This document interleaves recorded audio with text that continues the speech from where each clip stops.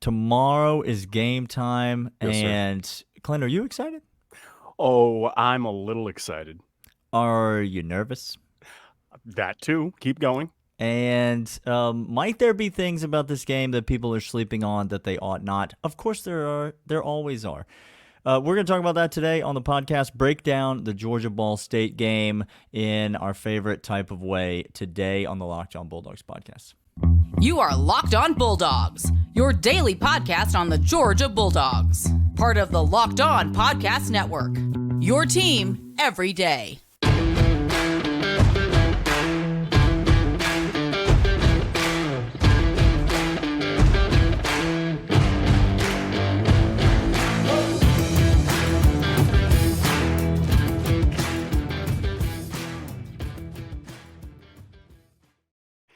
Welcome back. Locked On Bulldogs, part of the Locked On Podcast Network. Your team every single day, Daniel. He is Daniel. I am Clint. And this episode brought to you by Game Time.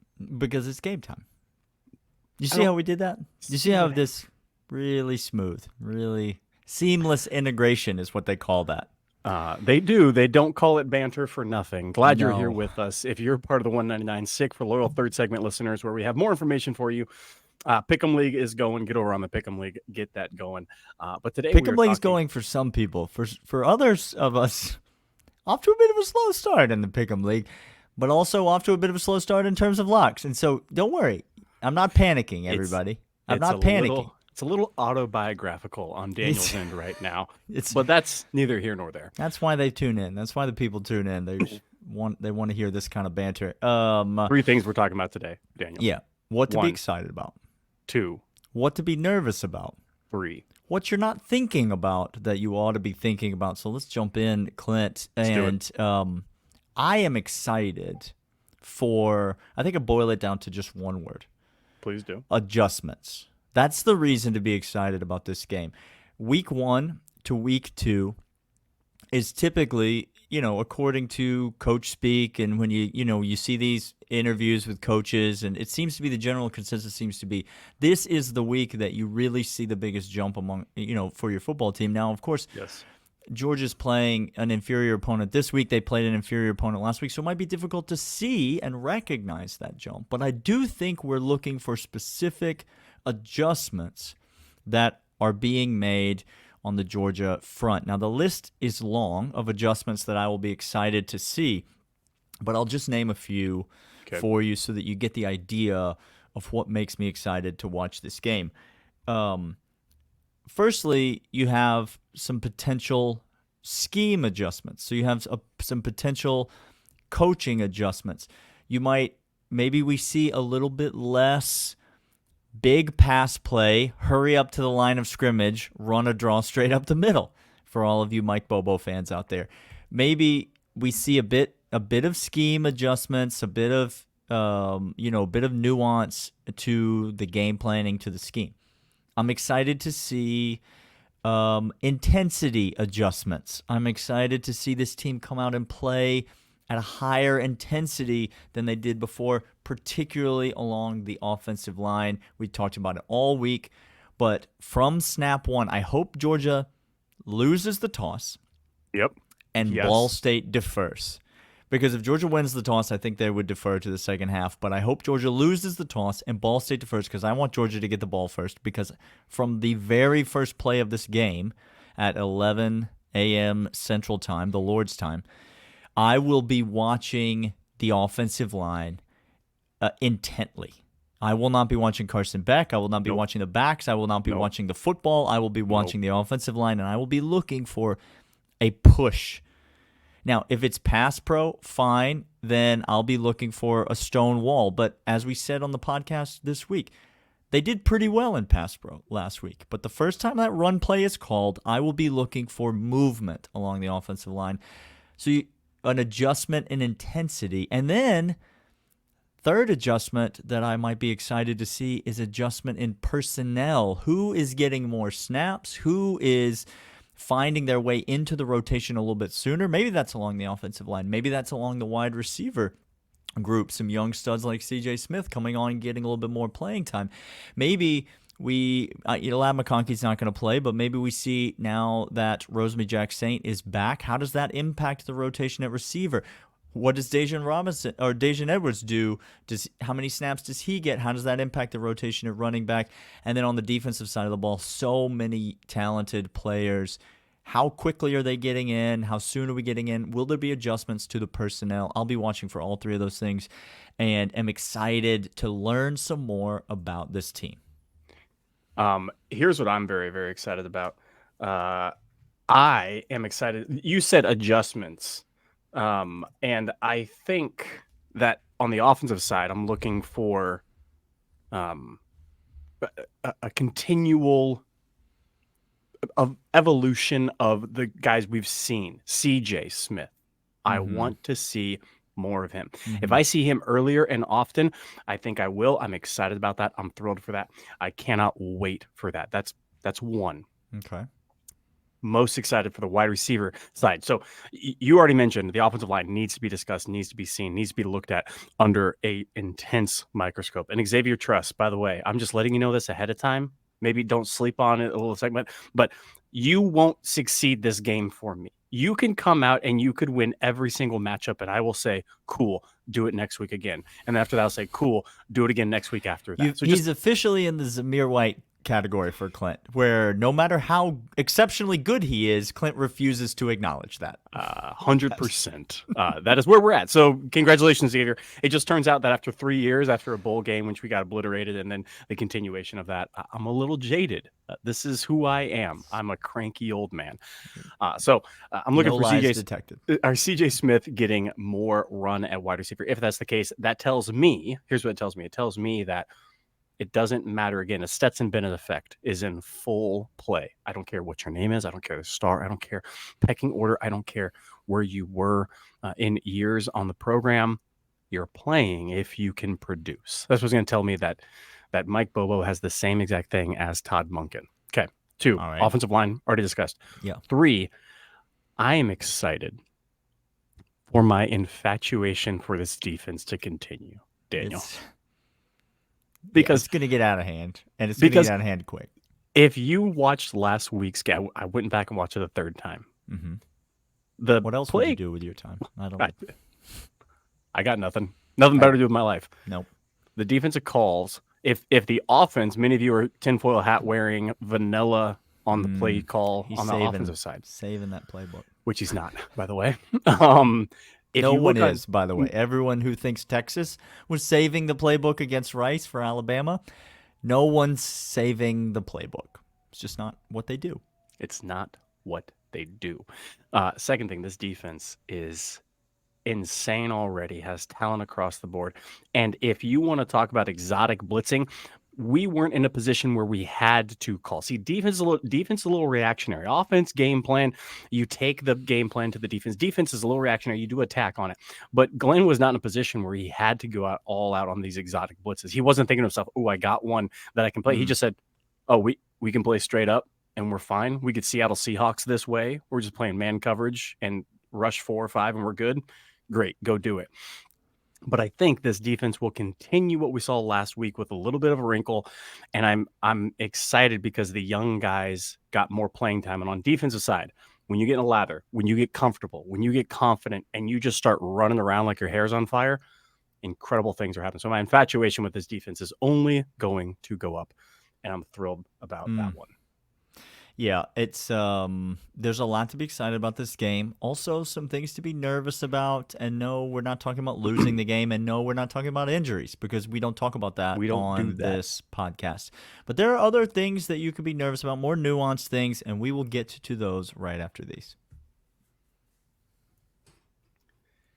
And these are, in fact, Nutrafol.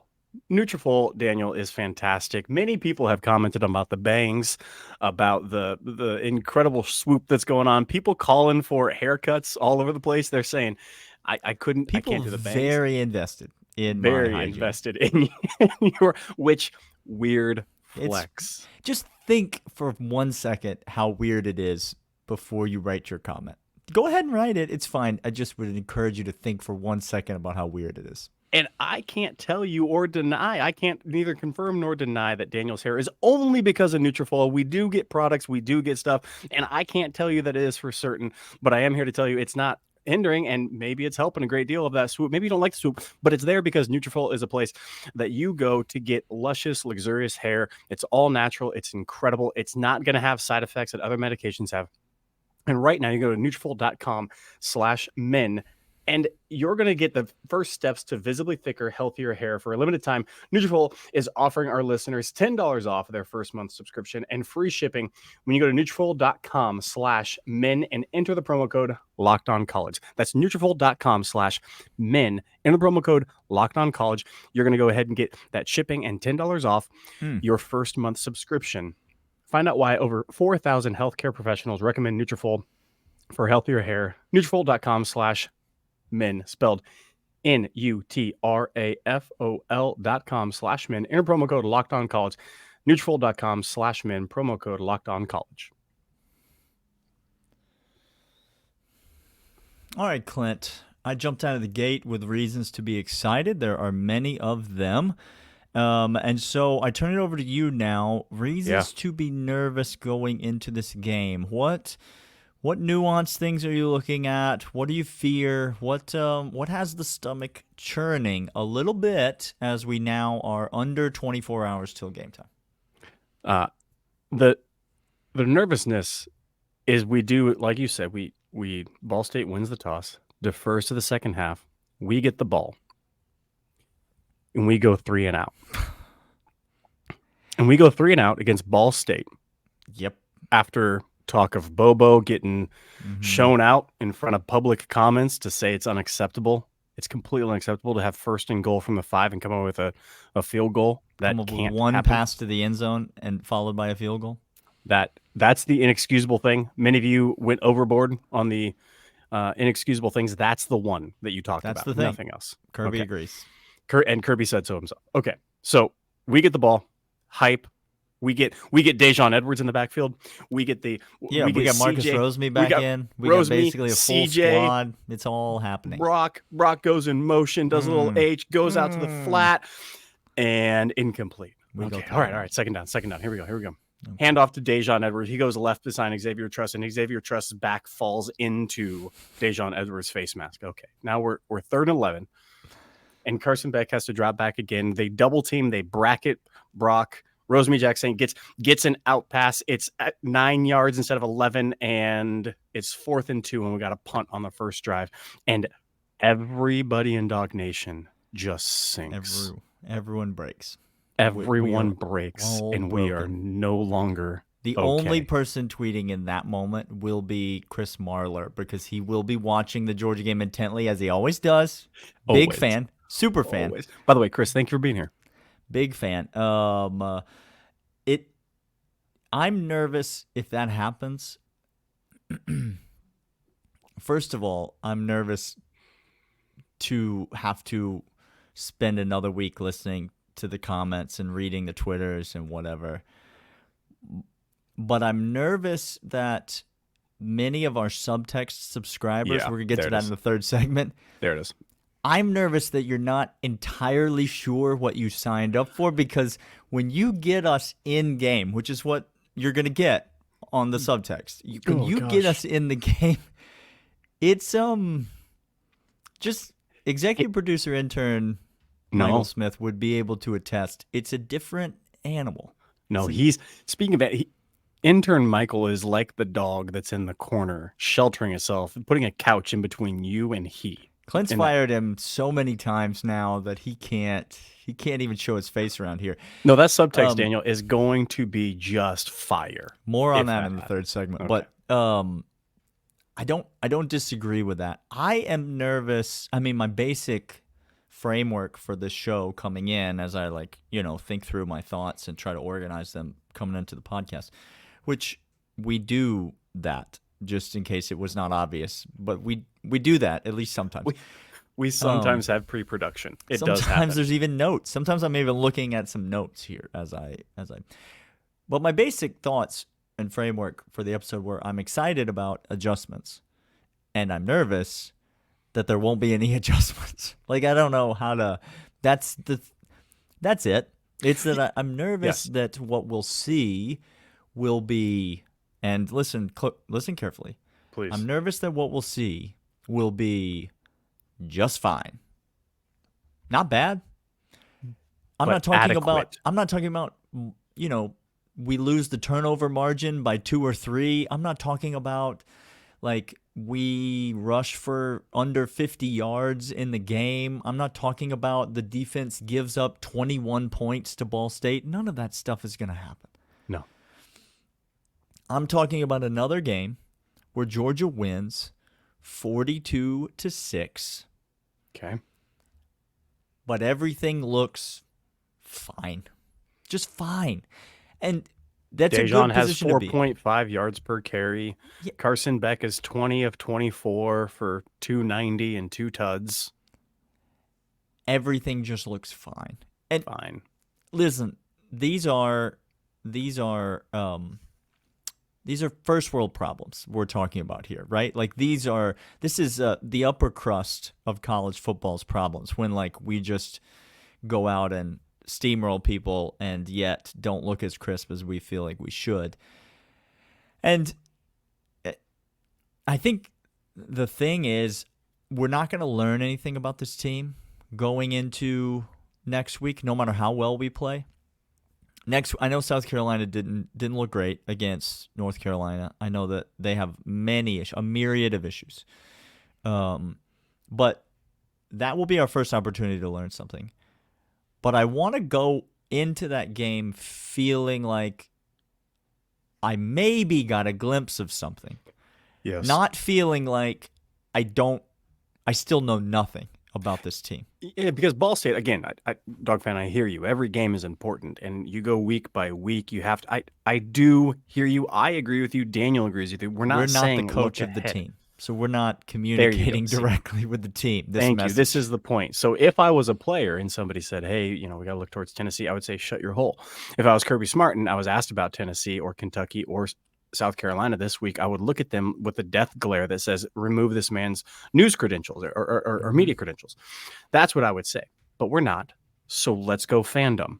I want to see something this game that's going to get me excited that South Carolina, while down, can't be like a snake that's been ran over and still has a little bit of venom left and bite you on your way past them. I want to know that we can walk in, grab it by the dang head and be done with it. That's what I hope. Absolutely. You want to see dominance is what you want to see. And I'm nervous for another week of really good football. Again, there are people who are going to hate the semantics of what I just said, but I think you understand the reasoning and where I'm coming from behind that. I want to see something that produces excitement in me. Yes. I did see some of that last week. Catch one. That's end of the sentence. That's there. I stopped. I want Arian Smith, Colin, to catch one. Just that's on you, one Colin. would be great. I did feel some excitement last week. Obviously, C.J. Smith, C.J. Allen, yes, the of CJs, course he did. And the young kids and the rotations, and there's many reasons to be excited. I thought again. I don't think it was Carson. I don't think anything that happened last week was Carson Beck's fault. I also don't think it was Mike Bobo's fault.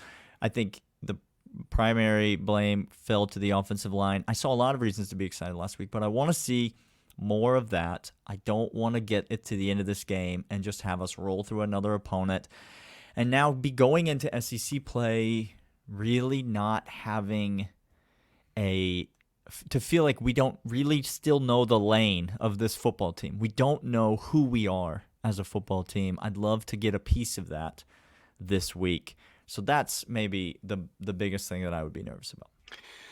Hey, we're going to come back after these for the loyal third segment listeners of the 199 with some more announcements. But first, these. And these are GameTime.co. Daniel and I, we're trying to plan ahead. We got Kentucky down in Athens. Making we're planning a way down ahead. to Athens town. Bringing the boys. The fams are coming together. The boys are down there. It's going to be a great time. It's going to be fantastic. And we're looking for tickets, 6 of them. If we can't find them, we're not going to freak out. We're not going to lose our minds. Why would we freak out? We've got options. I got options, and those options are, in fact, Game Time, Daniel. It's right here. It's right there. Clint. No, you Here got it is. that. You I got it. that. GameTime.co. Go over to GameTime.co or download the app. And you don't have to stress about last-minute tickets, concerts, sporting events, whatever it is you need to do. That Kentucky-Georgia game is not going to stress Daniel out because we know that we can go on Game Time and we can get the best tickets last minute for the best price no matter what is going on. And you can as well. Snag tickets without stress with Game Time. Download the Game Time app, create an account, and use promo code LOCKEDONCollege for $20 off your first purchase. Terms apply. Again, create an account and redeem code LOCKEDONCollege for $20 off. Download Game Time today. Last minute tickets, lowest price, guaranteed.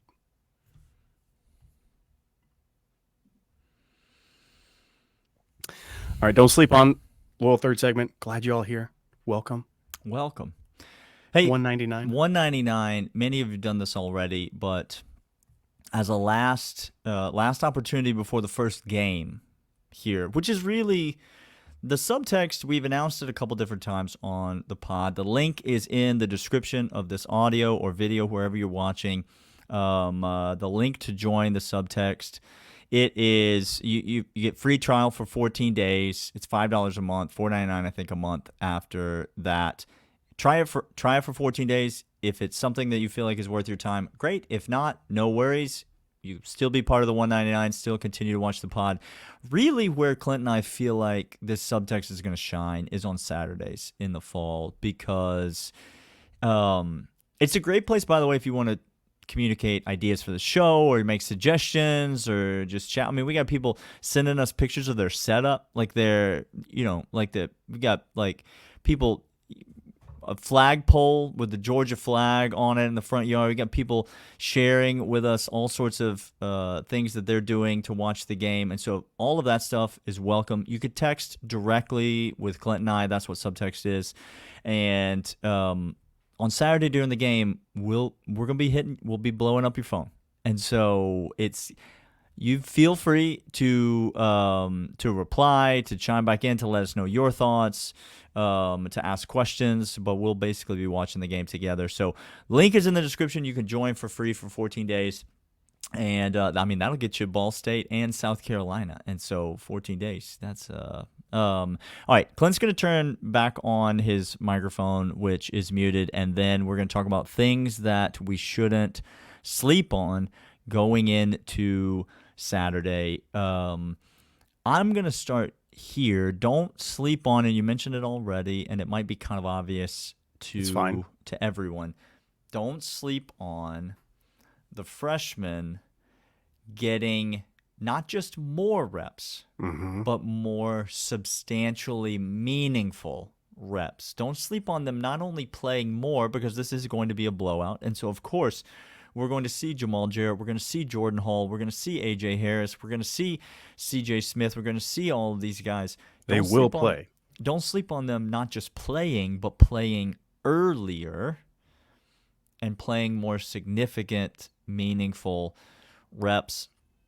I think this coaching staff is making a priority, more so than in previous years, not just to build up a quantity of snaps for these young, up-and-coming players, but to give them snaps in mixed ones and twos variety, so that you've got C.J. Allen, who's out there not just taking snaps with the twos and threes, but is taking snaps with the ones, even though he's not a one right now. He's not one of the two best inside backers. He's not going to be a starter on this team probably for the duration of the season, barring an injury. But the coaching staff seems to be prioritizing getting these guys early run. Jordan Hall was another guy who got a ton of early run in the game. I expect to see things like that continue. It's going to be interesting to see when Aguero comes in. It's going to be interesting to see when A.J. Harris comes in. Those are the guys on the defensive side of the ball, and then the guys on the offensive side of the ball. Obviously, some of the wide receivers, some of the young non-freshmen, but some of the young offensive linemen. How early are we going to see them come into the game? Obviously, Roderick Robinson got plenty of run, and I expect that to continue in this game as well. So the rotation, don't sleep on these guys getting meaningful first quarter snaps with this team. Don't sleep on this. I think you're exactly right, Daniel. I think the younger kids are going to keep on showing out, but don't sleep on this. Carson Beck and the more established starters, whatever side of the ball, doesn't matter, defense, offense, don't sleep on them playing a quarter and a half of this game. We saw it last week where the game was well in hand third, and Kirby started doing shifts real quick, substituting guys out real early in the game. Now, this is week 1. Some other teams, Oklahoma, decided to keep all them starters in to try to get up to who knows how many points. Oregon said, poor Brent Venables. He just needed to feel good about himself. You know what I'm trying to say? I do know what you're trying to say. But if you want a reason to feel good about yourself, Brent Venables, you're not still at Clemson. So there's that. You got out before the whole dang thing. Just he knew.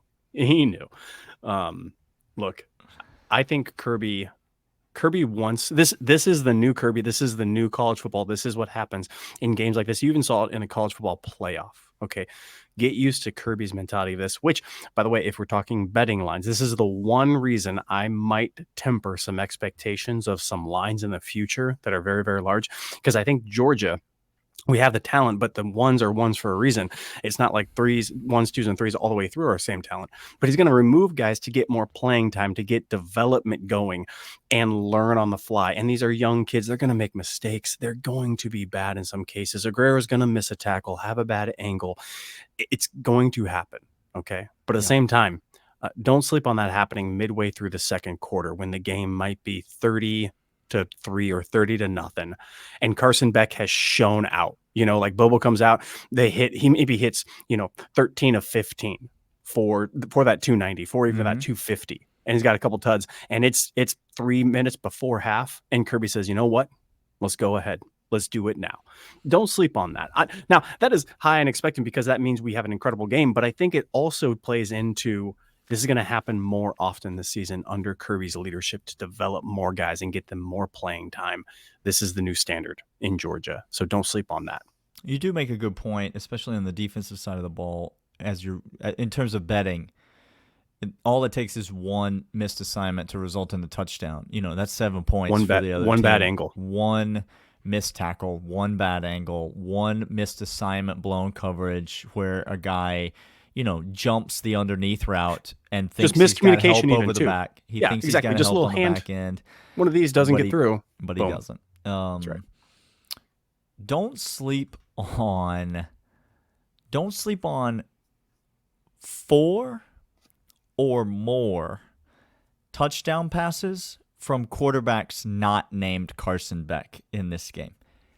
Now, I said 4. If the over-under was at 3.5 touchdown passes from quarterbacks not named Carson Beck, I would take the over in this game. He coming out hot, y'all. And here's why. Please. Kirby's got a decision to make, and he as of right now he ain't made that decision. Now maybe he has in the last few days of practice, and he feels more settled or whatever. But I believe Kirby Smart when he says that we don't know who the number 2 is on this team. Yeah.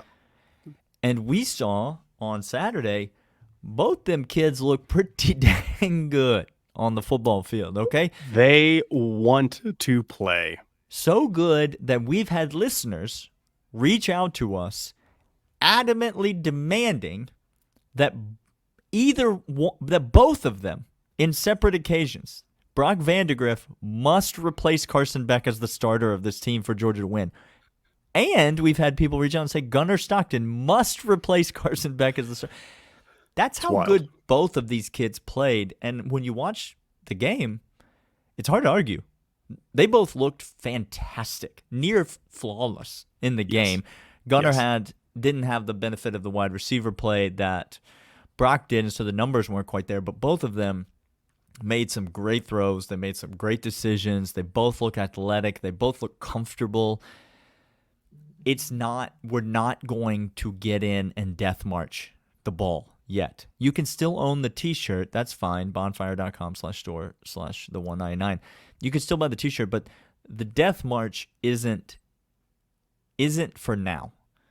No. Bobo's going to put these cats in, and he's going to keep running offense. And in some cases, there's a chance, to your point, there's a chance that you could have Carson out for the day and Brock Bowers still in for the day. Like, because Kirby wants to see how these guys play, not just with third and fourth string.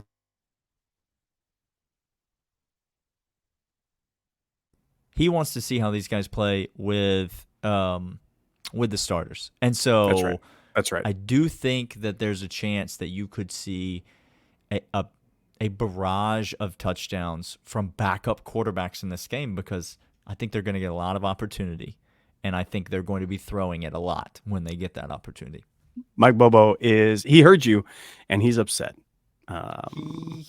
Kirby doesn't care, but if I'm a betting man, Bobo cares a little.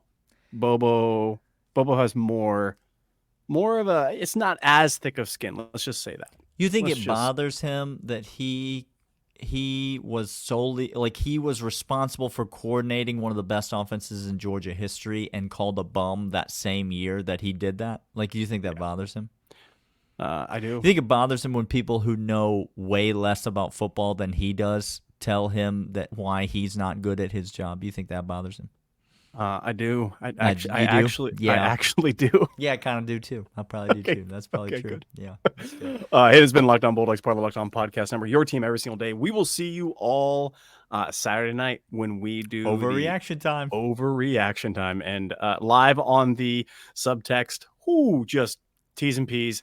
If you're under the age of 18, let us know, because I think legally you have to let us know. You have to let us know. It's gonna be a fun time on Saturday on the Subtext. Join us, and we'll see you all on the Overreaction Show Saturday night. See ya.